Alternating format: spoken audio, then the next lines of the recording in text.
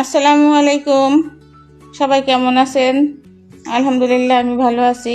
এই যে সকাল সকাল আপনার ভাই বাজারে যেয়ে বাজার করে নিয়ে আসলো। এই যে দেখেন এখানে কত সুন্দর টাটকা টাটকা বেগুন নিয়ে আসছে। এই যে একটা সুন্দর জালি লাউ কিনে নিয়ে আসছে। এই যে ফুলকপি নিয়ে আসছে, কাঁচামরিচ নিয়ে আসছে। আজকে আমার মাছের বাজার আমি করিনি, কারণ আমার ফ্রিজে মাছ আছে, এগুলো আগে আমি খেয়ে শেষ করি। তো পেঁয়াজ নিয়ে আসছে আর একটা ভর্তা খাওয়ার জন্য সরিষার তেল নিয়ে আসছে। তো দেখেন টাটকা টাটকা কত সুন্দর লাল শাক নিয়ে আসছে। শুক্রবার হাটের দিন আমাদের এখানে শুক্রবার আর সোমবার হাট বসে, টাটকা টাটকা সবজি পাওয়া যায়। তো এই যে এখন এখানে আমি মুরগির মাংস রান্না করব।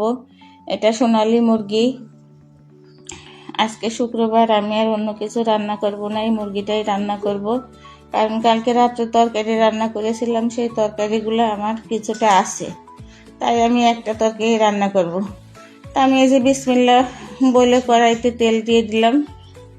এখন আমি পেঁয়াজ দিয়ে দেব। তাই যে আমার মুরগির মাংস রান্না করার জন্য আমি কড়াইতে পেঁয়াজ দিয়ে দিলাম। পেঁয়াজটা আমি একটু লাল লাল করে ভেজে নিব। তো আমার পেঁয়াজটা ভাজা হোক। দেখেন এই যে আমার পেঁয়াজটা লাল হয়ে গেছে। আমি মুরগির মাংস বা হাঁসের মাংস রান্না করার সময় পেঁয়াজটা সবসময় এরকম একবারে লাল করে ভেজে নিই। তো এই যে এখানে আমি আদা বাটা দিয়ে দিছি, রসুন বাটা দিয়ে দিছি। আমি যখন পেঁয়াজ ভাজি করি পেঁয়াজের সাথে আমি কয়েকটা লংও দিছিলাম। তাই যে জিরা বাটা দিয়ে দিলাম। এগুলো আমি ভালোভাবে একটু মিশিয়ে নিই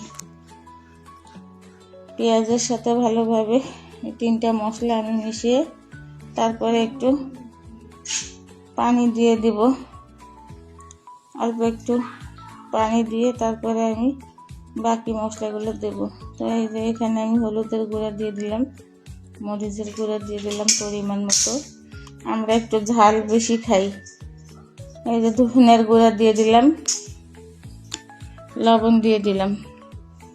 আমাদের পরিবারে আমরা ছোট বড় চারজনই ঝাল খেতে পারি, তাই আমাদের তরকারিতে আমরা একটু ঝাল বেশি খাই। তো এই যে আমার সব মশলা দেওয়া হয়ে গেল। এবার আমি মশলাটা ভালোভাবে তেলের সঙ্গে কষিয়ে নিই।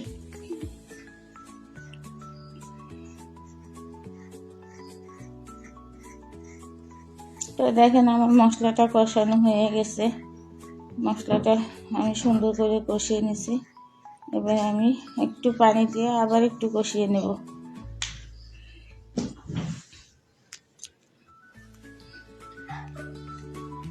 আমি মুরগির মাংস, হাঁসের মাংস এভাবেই মশলা কষিয়ে রান্না করি। আর গরুর মাংসটা আমি হাতে মাখিয়ে, সব মশলা দিয়ে হাতে মাখিয়ে তারপরে আমি গরুর মাংসটা রান্না করি। তাই যে মুরগির মাংসগুলো আমি দিয়ে দিলাম। আমার মুরগির মাংসটা মশলার সাথে মিশিয়ে আমি কিছু সময় কষাবো।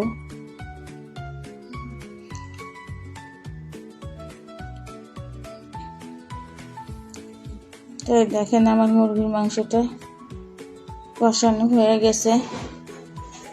আমি এবার আলুগুলো দিয়ে আবার কিছুক্ষণ ঢেকে আলুর সাথে কষিয়ে নেব। আমার বাচ্চারা একটু আলু মাংসের সাথে আলু পছন্দ করে, কিন্তু আপনার ভাইয়া সে আবার আলু পছন্দ করে না। তাই আমার বেশিরভাগ সময় মাংসে আমি তেমন একটা আলু দিই না, শুধুই মাংস কষাই, সেটা গরু হোক বা মুরগি হোক। তা দেখেন এই যে আমি এবার আবার একটু পানি দিয়ে দিলাম। পানি দিয়ে আমি আবার মুরগির মাংসটা কষিয়ে নিলাম। আমি অল্প করে পানি দিয়ে মুরগির মাংস কষাই। মুরগির গা থেকে প্রথমে যে পানিটা বের হয় সেই পানিটা আগে আমি একটু কষিয়ে নিই, তারপরে আবার আমি অল্প একটু পানি দিয়ে কষাই। এভাবে আমি কষিয়ে রান্না করি। এবার আমি পরিমাণ মতো যতটুকু ঝোল রাখবো, আমি মুরগির মাংস বা অন্য কোনো মাংসে ঝোল রাখি না, কষা কষা করে রান্না করি। আজকে যেহেতু একটু আলু দিয়েছি তাই আমি একটু ঝোল রাখবো।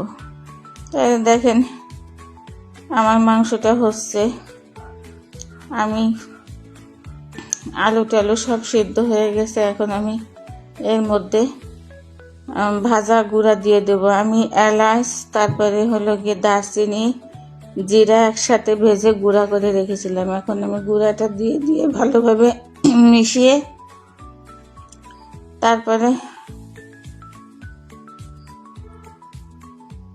দেখেন আমার এই যে মিশানো হয়ে গেল।